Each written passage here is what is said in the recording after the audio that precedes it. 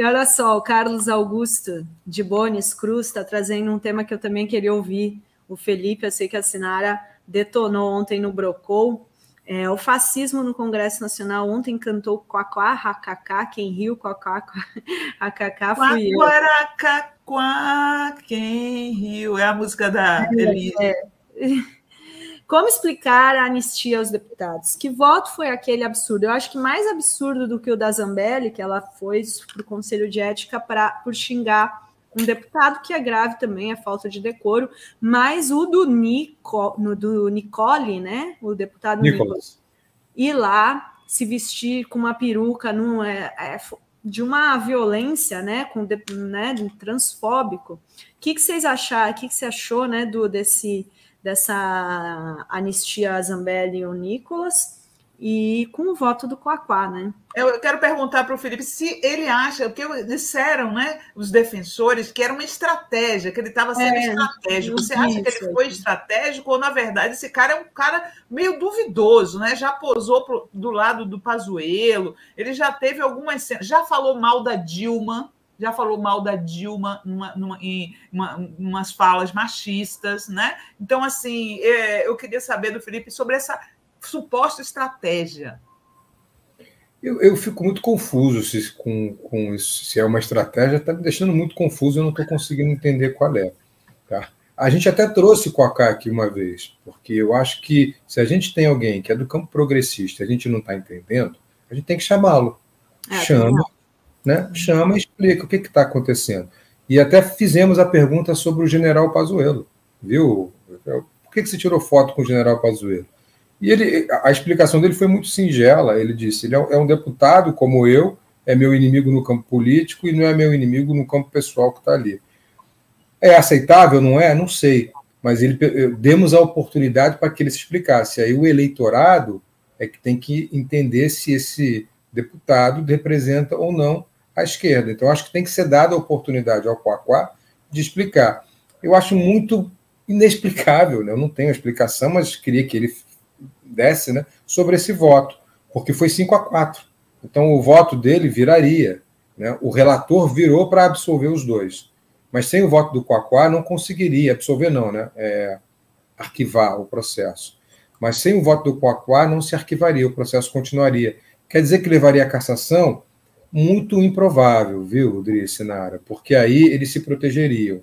Né? Não teria voto para cassação em plenário, porque o Centrão e os conservadores são maioria na Câmara dos Deputados. Isso é fato. Talvez o Quaquá esteja se referindo a isso. Eu estou aqui porque, quando eles quiserem colocar um dos nossos e eles têm maioria na Câmara dos Deputados, eles não vão ter discurso porque eu ajudei a arquivar. Eu não estou aqui justificando em hipótese alguma, não vamos confundir as minhas palavras. Eu só estou aqui tentando pensar como ele estaria pensando, se é que foi isso. Se justifica ou não justifica é uma questão que a gente tem que discutir. Mas, na minha opinião, me parece equivocado. Muito equivocado. Acho que tanto o Nicolas quanto a Zambelli, mas concordo com a Adri, principalmente o Nicolas, teriam que ter a punição adequada. O Nicolas foi transfóbico. O que o Nicolas fez é um crime hediondo. Né? E foi diante de todo o país, ele colocando aquela peruca. No Dia Internacional da Mulher.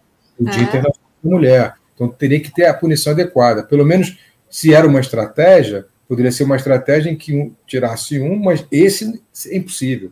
É impossível não votar pela continuação do inquérito, votar pelo arquivamento na comissão. E repercutiu mal, né, Felipe? Se foi uma estratégia, não funcionou porque a repercussão negativa foi maior do que a suposta estratégia. E de qualquer maneira, ele ainda tem que explicar. De qualquer maneira, ele tem que ser chamado a explicar. Mas concordo com você, não funcionou. Não funcionou.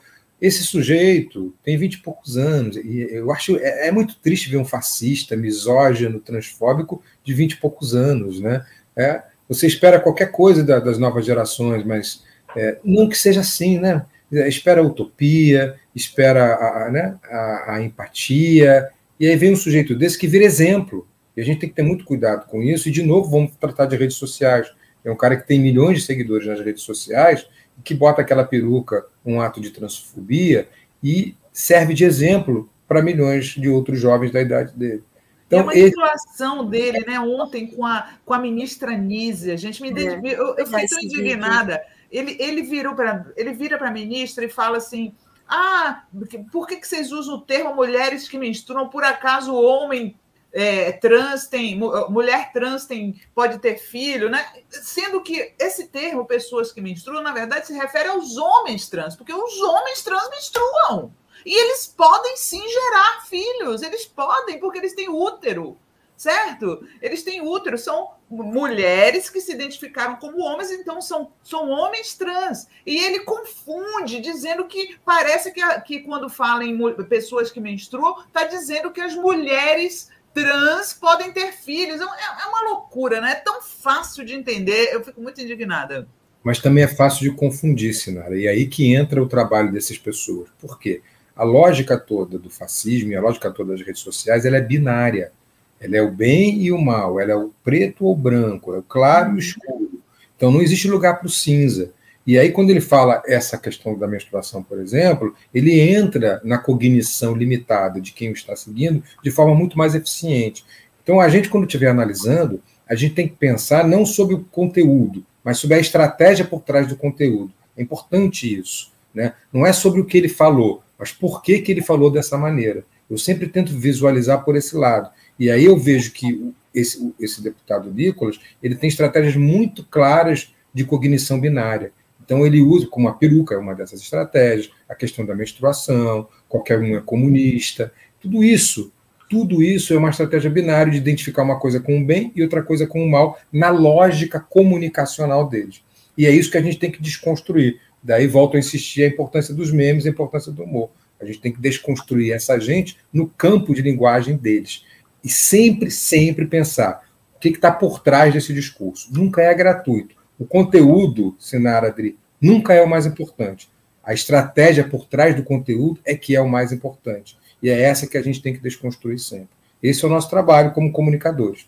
A gente tem que tentar entrar nessa lógica e mostrar para o nosso público, e não só para o nosso público, mostrar para a sociedade em geral os motivos pelos quais essa gente está falando dessa maneira, essa gente está propagando determinado conteúdo. É muito importante que a gente tenha esse trabalho como missão do Grupo Progressista.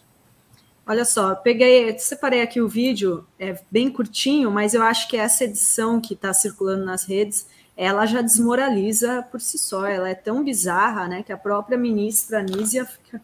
Não vou comentar essas bizarrices, olha só.